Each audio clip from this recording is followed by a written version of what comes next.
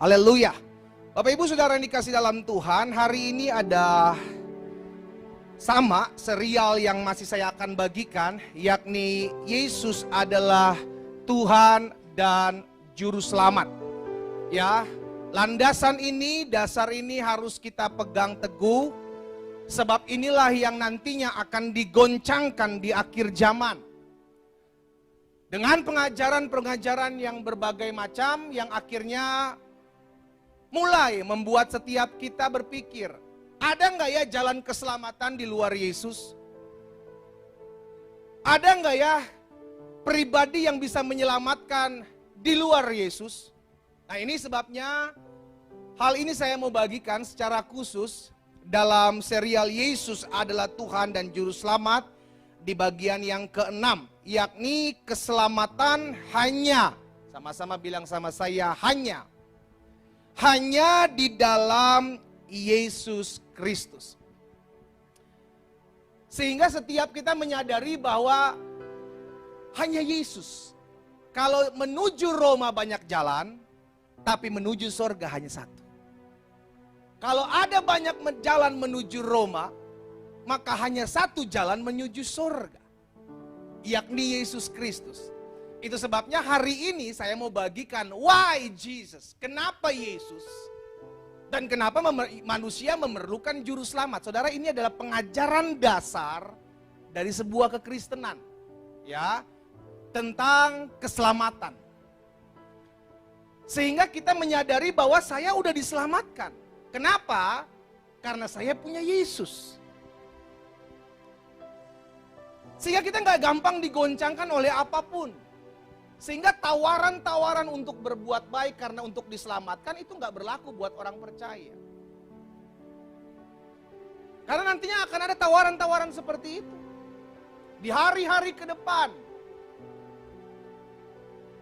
Nah, itu sebabnya kita akan sama-sama belajar keselamatan hanya dalam Yesus Kristus. Karena jadi pertanyaan selanjutnya, kenapa manusia perlu diselamatkan? Itu dulu. Ya. Tapi sebelum saya bagikan mengapa manusia perlu diselamatkan, kita lihat sama-sama Matius pasal pertama. Matius pasal pertama ayat 20 dan 21. Saudara, ini adalah pelajaran dasar ya dari sebuah kekristenan yang perlu kita pegang. Karena dasar ini pondasinya. Dan karena ini pondasinya, seringkali yang dihancurkan adalah pondasinya, saudara. Supaya gampang dihancurkan sebuah bangunan. Kita lihat sama-sama.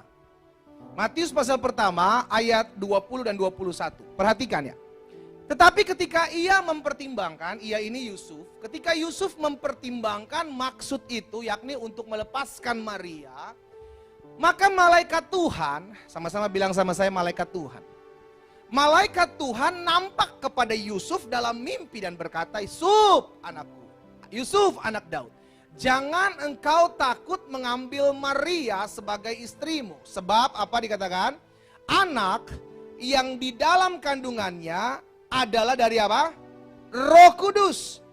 Ia akan melahirkan anak laki-laki dan engkau akan menamakan dia siapa? Yesus.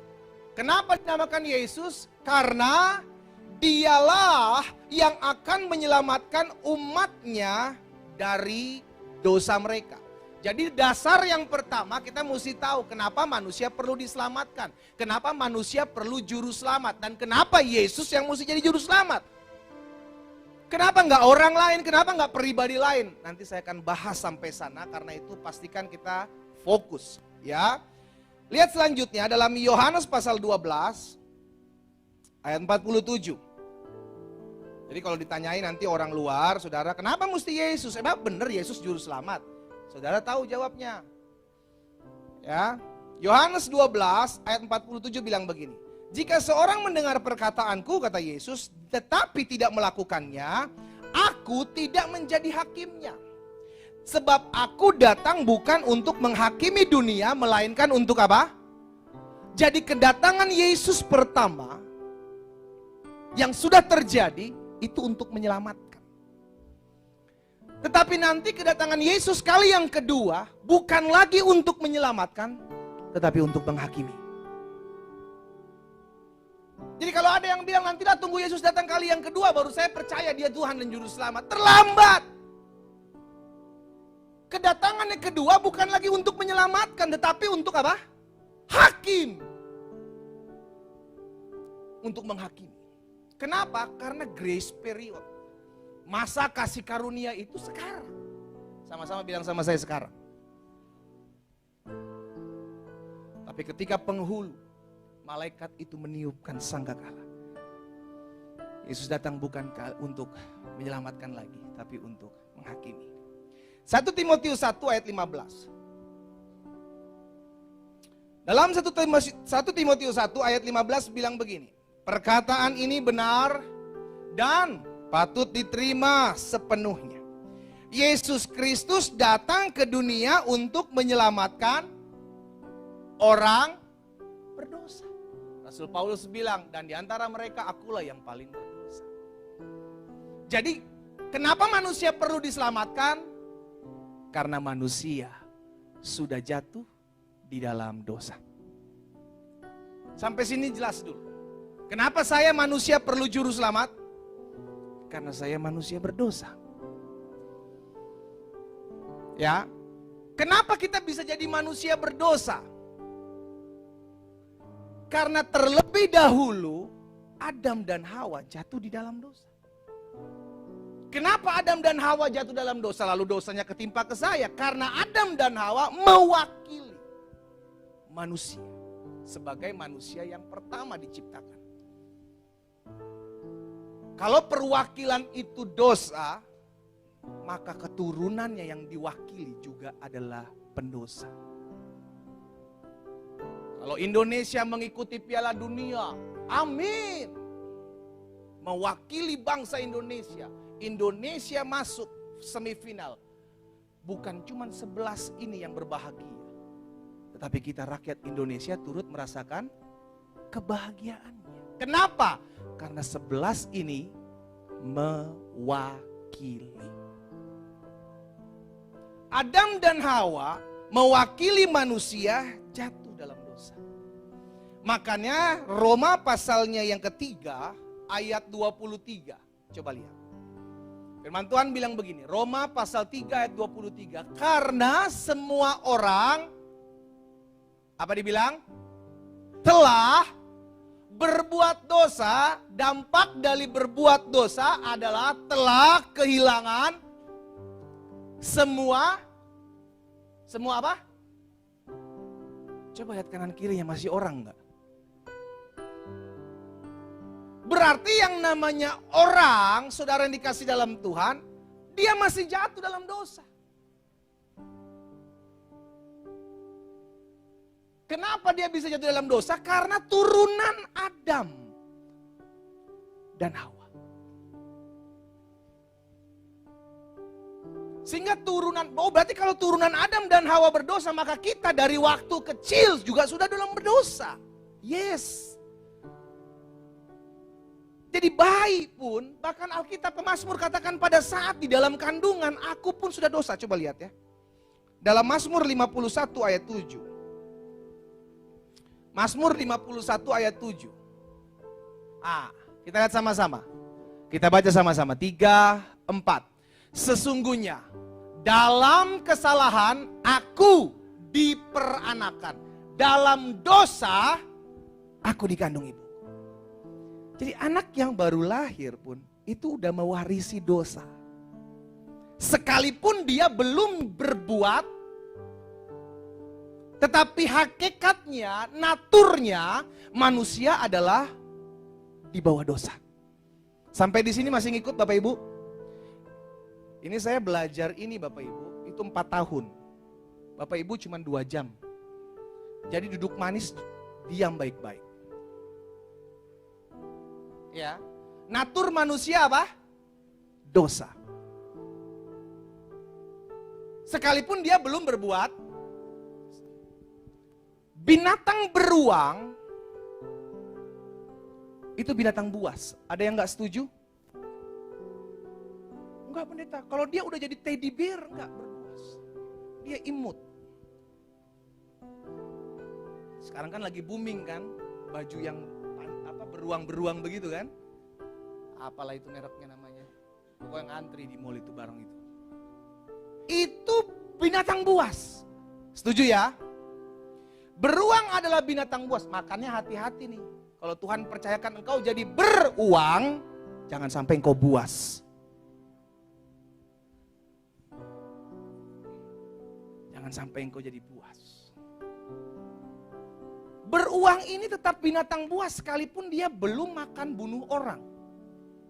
Sekalipun beruang itu tidur, beruang tetap binatang, tapi dia nggak bunuh binatang lain.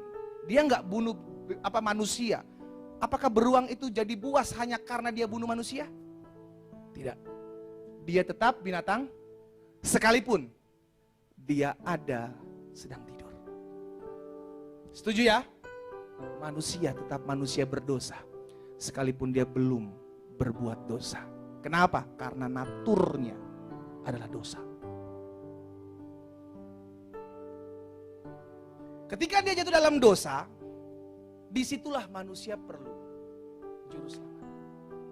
Ya. Karena manusia ini sudah jatuh di dalam dosa, maka ada punishment. Ada apa? Hukuman. Why dihukum pendeta? Karena Allah adil. Di mana ada dosa, di sana ada penghukuman. Di mana ada kesalahan, di sana ada hukuman. Itu sebabnya Roma 6 ayat 23 bilang begini. Roma 6 ayat 23. Sebab upah dosa ialah apa? Apa itu maut? Kematian. Upah dosa adalah kematian.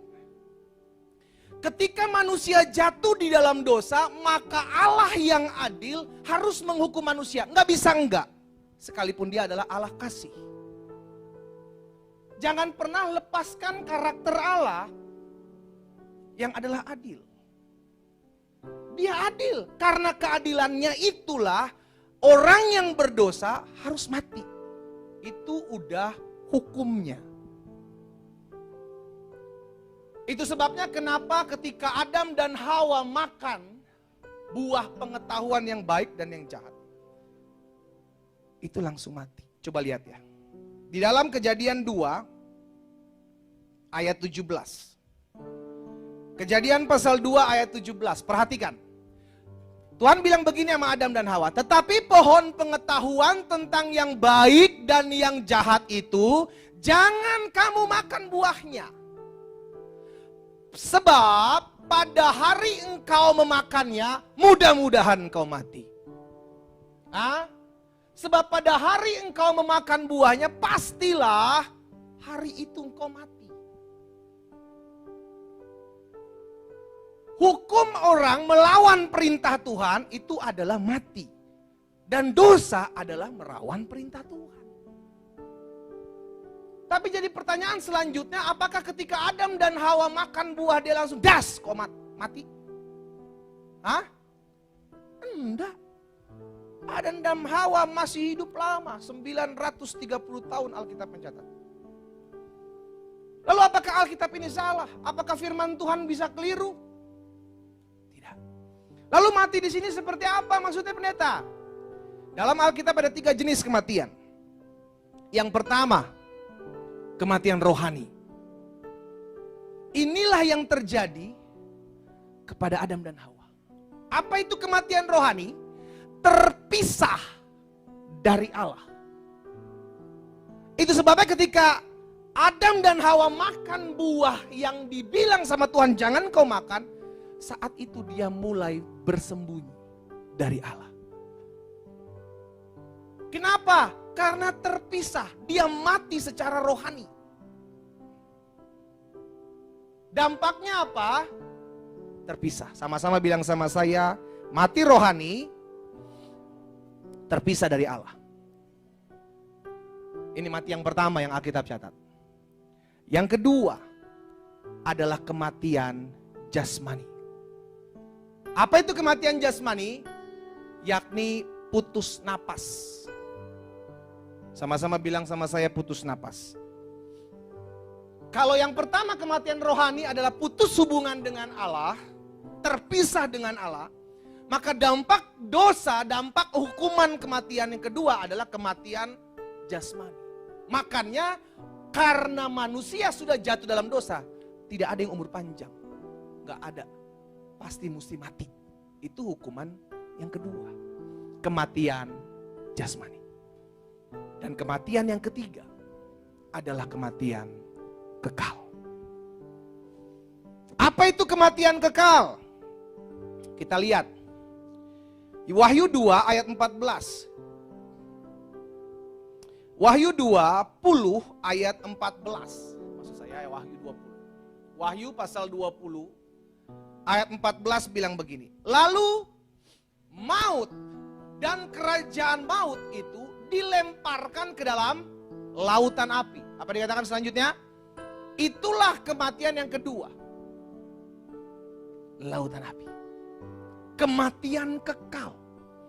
Jadi ingat ya, ada 3 kematian ya. Yang pertama, upah dosa ini maut, kematian. Ada 3 jenis. Kematian yang pertama adalah kematian rohani. Apa itu kematian rohani? Terpisah dari Allah. Ayatnya belum tahu. Ayatnya Yesaya 59 ayat 2. Coba buka dulu. Yesaya pasal 59 ayat yang kedua. Tetapi yang merupakan pemisah, ini dia. Yang merupakan pemisah antara kamu dan Allahmu ialah segala kejahatanmu.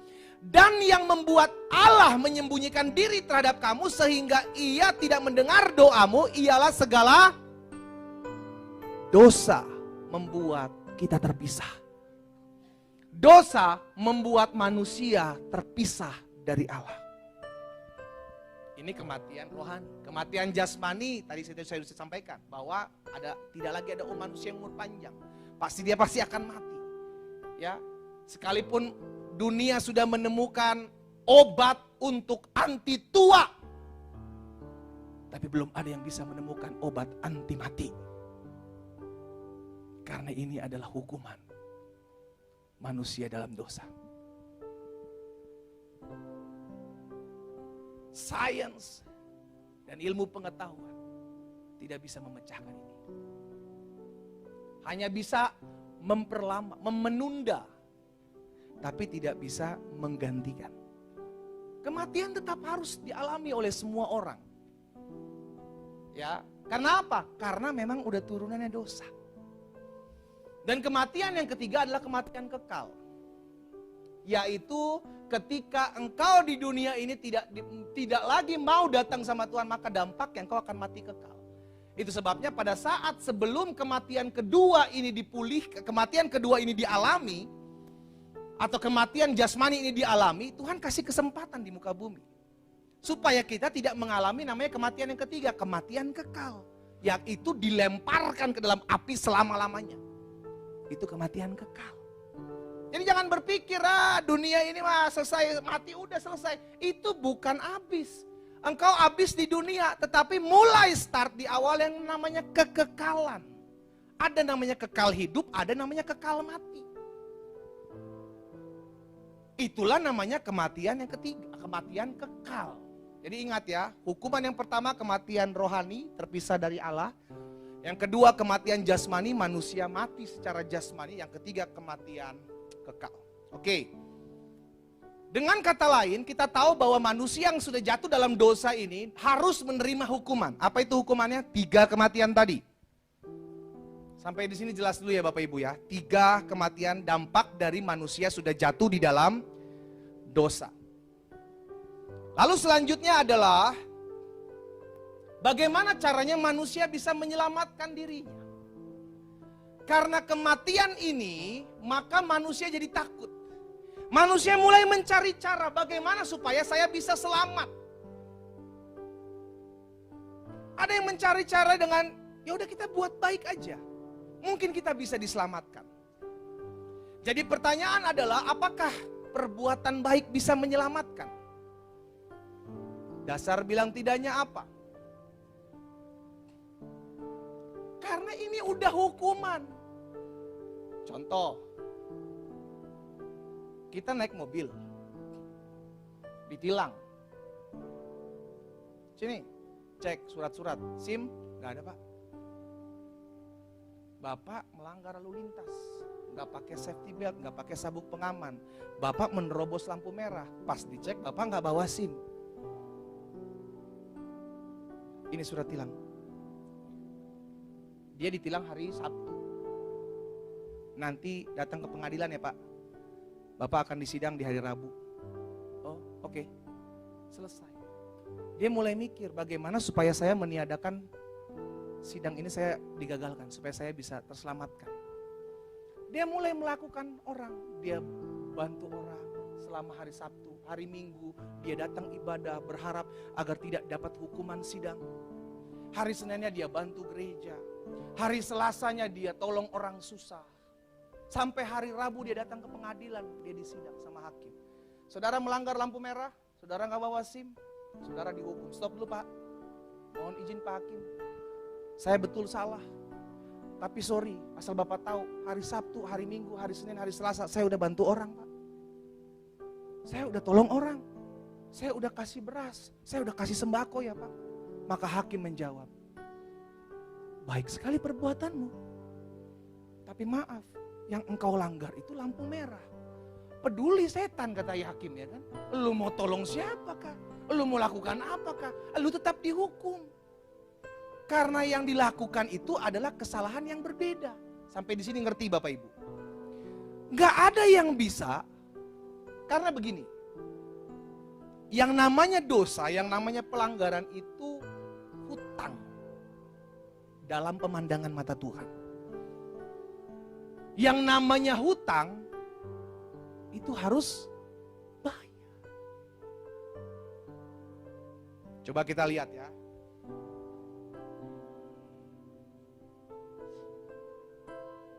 Di dalam doa Bapa kami, Matius pasal yang ke-6 ayat 12. Matius pasal 6 ayat 12 bilang begini. Tuhan Yesus mengajarkan begini. Dan ampunilah kami akan apa? Kesalahan kami. Seperti kami juga mengampuni orang yang bersalah kepada kami. Kata kesalahan di dalam bahasa aslinya adalah opeleima, yang artinya hutang. Jadi kalau diartikan hutang, maka kalimatnya buat begini. Dan ampunilah kami akan hutang kami. Seperti kami juga mengampuni orang yang berhutang kepada kami. Makanya dalam versi King James Version-nya, coba bisa nggak dibuka King James-nya. Versi bahasa Inggrisnya bilang begini saudara. And forgive us our debts as we forgive our debtors. Bukan bicara tentang kesalahan. Karena di pemandangan mata Tuhan kesalahan dosa itu hutang. Sama-sama bilang sama saya, hutang. Hutang itu mesti dibayar. Nggak bisa karena engkau berhenti berhutang maka hutang lunas. Bukan begitu kasusnya. Ngerti sampai sini ya? Yang namanya kita jatuh dalam dosa, dosa harus tetap bayar. Apa itu? Punishment, hukuman. Nggak bisa karena engkau berhenti berbuat dosa lalu dosamu itu lunas. Nggak ada. Contoh. Saya pinjam uang sama Pak Miduk. 1 juta Pak Miduk. Setiap hari Senin saya pinjam. Bukan setiap hari Senin, Senin saya pinjam. Besok saya pinjam lagi Pak Miduk. 1 juta lagi dong. Pak Miduk, 1 juta lagi dong. 1 juta lagi dong. Pak Miduk bilang, Pak Glenn pinjam duit terus. Udahlah. Oke lah Pak Miduk. Saya nggak bisa bayar. Saya berhentilah pinjam utang. Apakah lunas utang saya? Ditembak kepala saya sama Pak Miduk. Enak aja udah ngutang-ngutang bilang lunas, jedar. Bukan berarti saya berhenti ngutang lalu utang saya lunas. Bukan begitu kisahnya. Bukan berarti saya berhenti berbuat dosa, dosa saya itu sebabnya kenapa perbuatan baik tidak bisa melunaskan utang dosa. Sampai sini ngikutin. Orang mau buat baik, ya itu perbuatan baik. Makanya orang mabok, orang suka minum, orang suka berzina, orang pemakai narkoba, gak cukup bertobat. Itu yang tadi saya bilang, kalau engkau cuma bertobat, engkau baru berhenti melakukan dosa. Tapi hutang dosamu itu belum dibayar. Cara engkau bayar gimana? Harus ada orang yang bayar. Siapa? Juru bayar. Kita utang dosa. Harus ada yang membayar dosa kita. Siapa? Juru selamat. Seru ya? Seru, 4 tahun.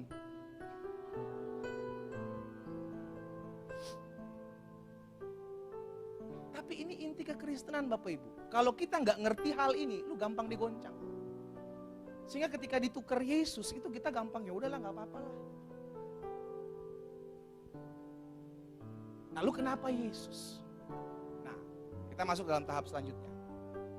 Ingat ya, tadi orang yang berhutang karena dosa ini perlu dibayar hutangnya.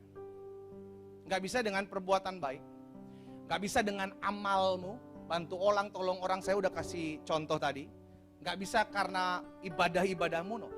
Perbuatan baik kita dilihat Tuhan seperti apa sih? Kita lihat. Yesaya pasal 64 ayat 6. Yesaya 64 ayat 6.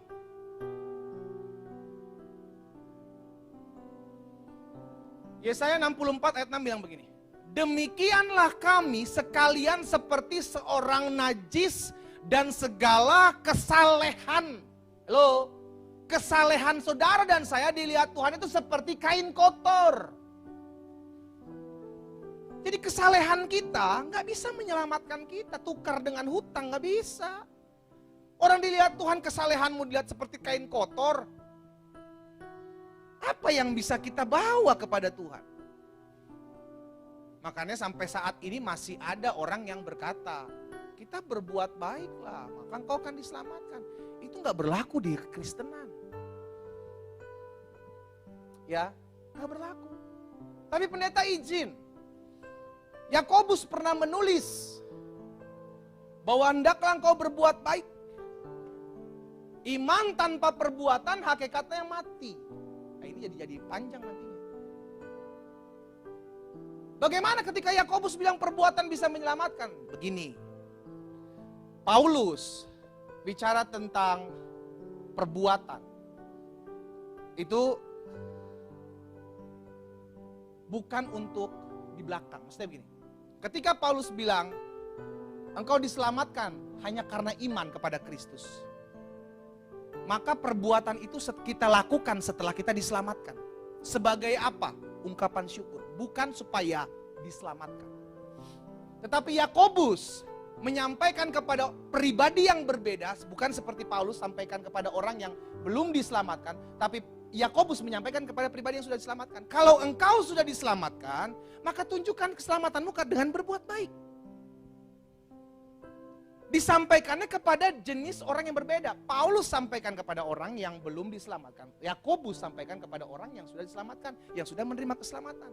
Maka itu perbuatan baik adalah cerminan bahwa engkau sudah diselamatkan. Jangan bilang engkau mengaku anak Tuhan Yesus, tapi engkau gak pernah berbuat baik. Dipertanyakan, Yesus mana yang ada dalam hidupmu? Bukankah Yesus juga mengajarkan, hendaklah perbuatan baikmu dilihat semua orang, supaya Bapamu dipermuliakan? Itu yang Yesus ajarkan. Jadi perbuatan baik itu perlu dilakukan, tetapi dasarnya untuk menjadi berkat. Untuk membawa jiwa, bukan lagi untuk diselamatkan. Ingat, dosa tetap harus dibayar dengan nyawa. Dosa harus tetap dibayar dengan darah. Dosa harus tetap dibayar dengan hukuman. Itu udah nggak bisa ditolerir. Jadi manusia tidak bisa menyelamatkan dirinya sendiri. Ya. Maka kita harus bayar hutang kita. Tadi sampai di sana kan? Kita harus bayar hutang kita. Supaya apa? Supaya kita diselamatkan. Caranya bagaimana kita bayar hutang kita? Kalau kita sendiri adalah orang berhutang. Saya bisa bayar pakai apa? Orang saya berhutang gak ada. Saya hutang tadi sama kayak saya bilang sama Pak Miduk. Pak Miduk, tolong pinjam. Saya orang berhutang. Tiba-tiba saya minta tolong karena saya udah gak bisa bayar, saya minta tolong.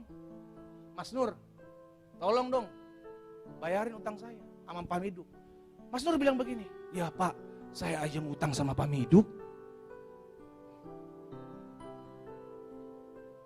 Gak bisa orang ngutang nolongin orang yang berhutang untuk melunaskan utangnya. Lu gak usah nolong utang orang lain, utang lu aja dulu bayar.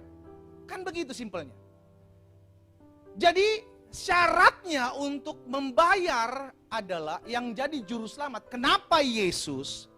Karena ada dua syarat yang ditetapkan. Yang pertama, syarat pertama untuk menjadi juru selamat. Yang pertama dia mesti manusia. Kenapa manusia? Karena yang mau ditebus adalah manusia. Itu sebabnya dalam kitab Imamat itu adalah gambaran tentang pengorbanan. Yang dipakai adalah darah binatang. Dan itu gak berlaku saudara yang dikasih dalam Tuhan. Harus yang menyelamatkan yang pertama syaratnya adalah manusia. Tetapi ada syarat kedua. Apa syarat kedua? Dia harus tidak ada dosa. Karena orang berdosa tadi berarti adalah orang berhutang. Orang berhutang tidak bisa menolong orang yang punya utang. Nah, dicarilah dua syarat ini. Gak ditemukan. Manusianya banyak. Tetapi semua sudah pada jatuh di dalam dosa. Itu sebabnya Yohanes 3 ayat 16 lahir. Kita lihat sama-sama. Yohanes pasal 3 ayat 16. Yohanes pasal 3 ayat 16, kita baca sama-sama 3, 4. Karena begitu besar kasih Allah akan dunia ini, sehingga ia telah mengaruniakan anaknya yang tunggal, supaya setiap orang yang percaya kepadanya tidak binasa, melainkan beroleh. Kita nggak bisa menanggung dosa kita, karena kita pun manusia yang berdosa. Itu sebabnya perlu datang satu pribadi yang tidak berdosa tapi manusia. Kenapa perlu manusia? Tadi saya sudah sampaikan, karena yang ditebus, yang diganti hutang itu adalah manusia. Ya. Itu sebabnya perlulah ada satu pribadi ini, yakni Yesus, yang adalah manusia. Kenapa manusia? Karena dia lahir dari benih manusia. Makanya di dalam Kolose pasalnya yang pertama, Kolose pasalnya yang pertama, ayat 19 sampai dengan ayat 22. Alkitab katakan seperti ini. Karena seluruh kepenuhan Allah berkenan diam di dalam Dia. Di dalam siapa? Di dalam Yesus, ayat 20. Dan oleh Dialah, lihat, dan oleh Dialah Ia memperdamaikan segala sesuatu dengan dirinya, baik yang di bumi maupun yang ada di sorga. Sudah Ia mengadakan pendamaian oleh darah salib Kristus. Ayat 21. Juga kamu yang dahulu hidup jauh dari Allah, yang nyata, yang memusuhinya dalam hati dan pikiran, serta yang nyata perbuatanmu jahat, sekarang diperdamaikannya di dalam tubuh jasmani. Jadi Yesus itu manusia. Karena kalau dia bukan manusia nggak sah. Hukum itu nggak bisa digagalkan. Itu sebabnya Yesus perlu lahir secara manusia. Baru itu hukum sah. Tapi manusianya harus tidak yang berdosa. Kok bisa? Karena Allah sendiri yang mengambil bagian ini. Seluruh kepenuhan Allah ada di dalam Yesus. Kita lihat lagi dalam Ibrani 2 ayat 14 dan 15. Ibrani pasal 2 ayat 14 dan 15. Karena anak-anak itu adalah anak-anak manusia. Anak-anak itu adalah anak-anak dari darah dan daging. Maka Yesus juga menjadi sama dengan mereka dan mendapat bagian dalam keadaan mereka sebagai manusia ini. Supaya oleh kematian Yesus, ia memusnahkan dia. Siapa dia? Yaitu iblis yang berkuasa atas maut. Supaya dengan jalan demikian, ia membebaskan mereka, anak-anak manusia tadi, yang seumur hidupnya berada dalam perhambaan oleh karena takutnya kepada maut. Yesus mesti hadir sebagai manusia, tetapi manusia yang tidak berdosa. Manusia yang tidak ada di bawah kuasa dosa. Bagaimana kita tahu tidak berdosa? Ibrani pasal 7 ayat 26. Di dalam Ibrani pasal 7 ayat 26, Alkitab bilang begini. Sebab imam besar yang demikianlah yang kita perlukan, yaitu yang saleh, tanpa salah, tanpa noda, yang terpisah dari orang-orang berdosa dan lebih tinggi daripada tingkat-tingkat sorga. Imam besar seperti ini, yaitu seperti Yesus. Jadi dua syarat untuk menjadi juru selamat itu cuma didapati di dalam Yesus. Kenapa Yesus? Karena Allah sendiri yang menyediakannya. Allah sendiri yang mengambil rupa menjadi sama dengan manusia. Untuk apa? Menggantikan, membayar hutang. Karena ingat, hutang harus dibayar. Bilang kanan kirinya, lu ngutang sama siapa kemarin? Kalau ngutang harus dibayar. Jangan hanya karena lu berhenti ngutang berharap utang lunas. Ya, kan saya udah berhenti ngutang. Berhenti utang bagus, tetapi bayar dulu utang. Kan begitu Bapak Ibu. Berhenti minum mabuk bagus, berhenti kasar sama istri bagus, berhenti berzina itu bagus. Tetapi selesaikan hutangmu. Caranya bagaimana? Datang sama Yesus. Untuk apa? Untuk diselesaikan hutang itu. Coba lihat Kolose 2 ayat 14. Kolose pasal 2 ayat 14 bilang begini. Dengan menghapuskan surat hutang. Oh haleluya. Dengan menghapuskan surat hutang yang oleh ketentuan-ketentuan hukum mendakwa, mengancam saudara dan saya. Kenapa? Karena kita orang berhutang. Hutang apa? Darah. Ini hukumnya. Dan itu ditiadakannya. Sama-sama bilang sama saya, dilunasi. Sama-sama bilang sama saya, ditiadakannya. Di mana saudara? Dipakukannya pada kayu salib. Kita kalau tahu hal ini, kita adalah orang-orang yang bersyukur. Makanya untuk melepaskan dosa, bukan berhenti berbuat dosa. Itu tahap selanjutnya. Ketika engkau datang sama Yesus, utang darahmu terhadap dosa-dosamu itu dihapuskan dulu. Setelah itu engkau berhenti berbuat dosa, lakukan perbuatan baik. Bukan untuk diselamatkan, tapi karena engkau sudah berhenti berbuat dosa, maka engkau melakukan perbuatan baik. Sampai di sini ngerti Bapak Ibu? Sehingga akhirnya kita tahu kenapa saya perlu pilih Yesus. Kenapa saya perlu datang sama Tuhan Yesus. Kenapa Yesus saya jadikan juru selamat. Dasarnya apa? Landasannya apa? Jadi yang pertama, kita manusia berdosa. Anak bayi pun manusia berdosa. Sebab dalam kandungan aku sudah dosa.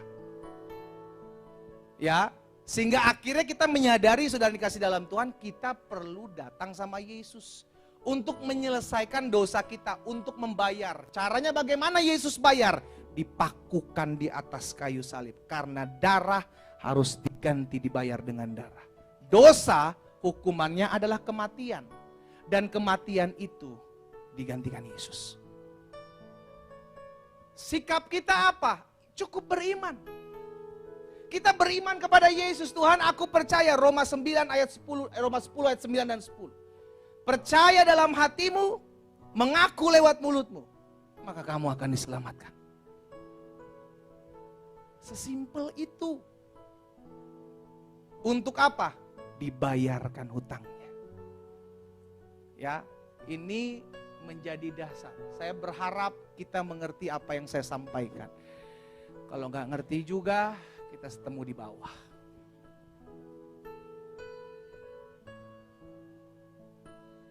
Jadi jangan buat alasan lagi kenapa saya harus datang sama Yesus. Kenapa perbuatan baik tidak bisa menyelamatkan. Saya sudah sampaikan. Yang namanya hutang harus dibayar. Bukan berarti engkau stop, berhenti berhutang, lalu utangmu lunas. Gak bisa begitu. Oke, ayat terakhir. Saya undang pemain musik maju ke depan. Kisah Para Rasul ayat 4, pasal 4 ayat 12. Kisah Rasul 4 ayat 12. Kita baca sama-sama. Kisah Rasul pasal 4 ayat 12. Kita baca 3, 4. Dan keselamatan tidak ada dalam siapapun juga selain di dalam Dia. Sebab di bawah kolong langit ini tidak ada nama lain yang diberikan kepada manusia yang olehnya kita dapat diselamatkan. Saya undang kita semua bangkit berdiri.